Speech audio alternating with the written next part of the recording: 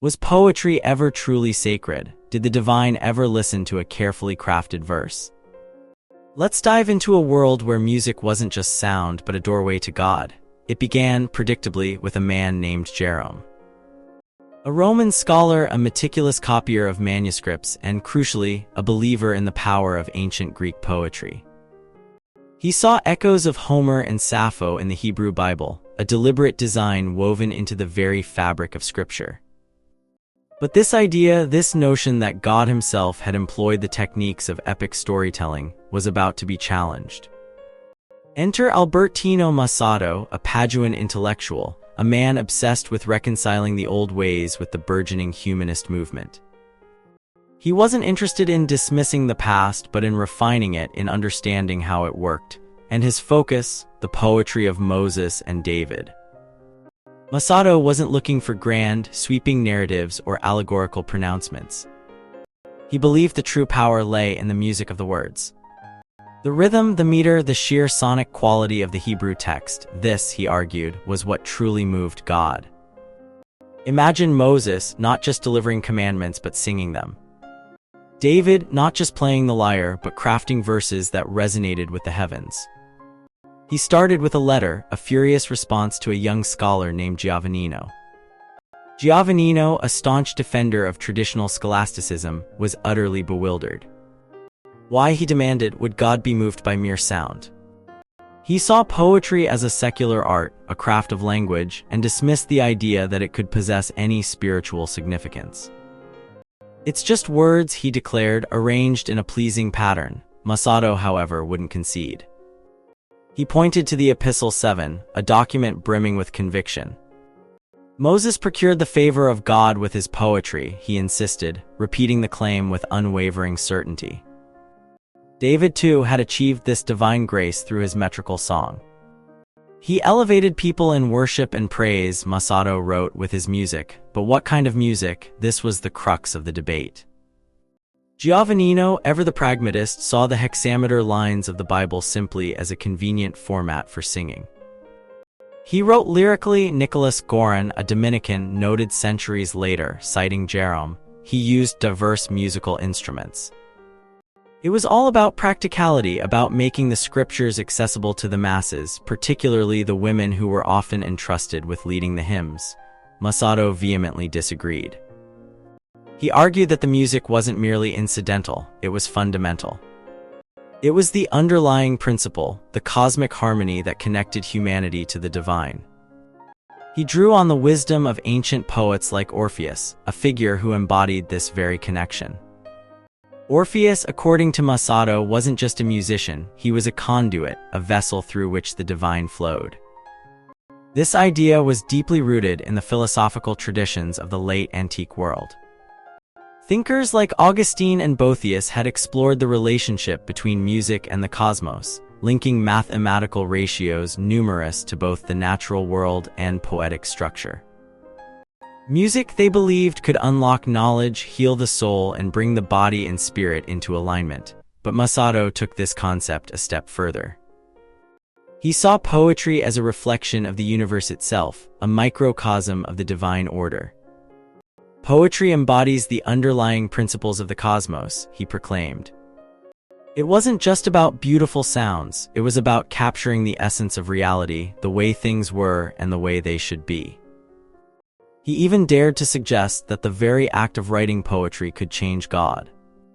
It does not please the true God by modulation alone, he wrote, uttering its songs only for this end. But earlier, rising up to the heavens from the origin of the world, it searches through contemplation things observed in the stars.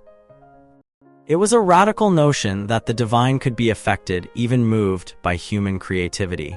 This wasn't a sudden shift in thinking.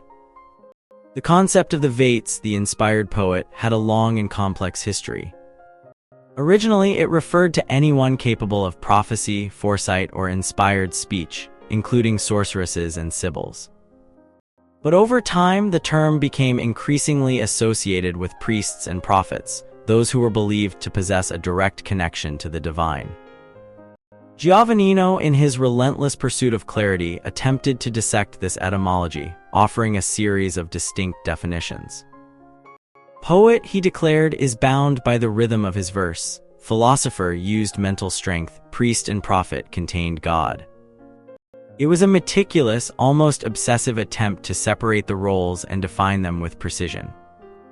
But Mussato refused to be confined by such rigid distinctions.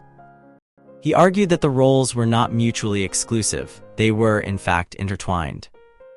The poet, he believed, was the closest thing to a divine messenger, a vessel through which the divine could communicate with humanity.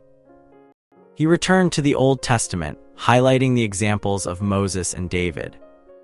They worshipped him with the sounds of song, he wrote, stretching out their instruments to the highest heaven. It wasn't about predicting the future or delivering specific commandments. It was about expressing a profound and heartfelt connection to the divine. And then a surprising claim that poetry and myth were, in essence, equivalent. Thus, David and Jacob, once guide of the people, Mussato wrote, after conceiving God in their minds, worshipped him with the sounds of song, stretching out their instruments to the highest heaven. Venus and the Virgin Mary, he suggested, were interchangeable. The same power, the same beauty, the same ability to move the divine, it didn't matter which figure one invoked. This wasn't a rejection of traditional theological interpretations.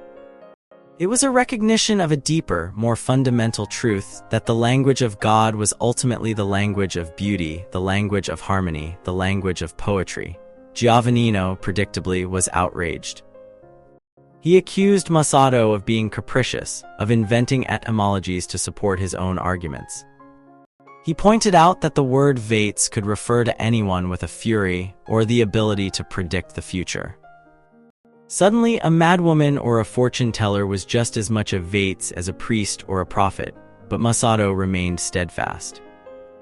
He insisted that the very essence of the word, vaste, revealed a profound connection between the human and the divine.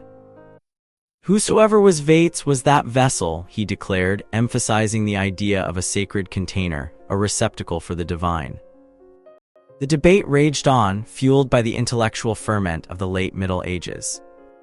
It wasn't simply about the interpretation of scripture or the definition of a word. It was about the very nature of inspiration, the relationship between art and religion, and the possibility that the divine could be moved by the power of human creativity.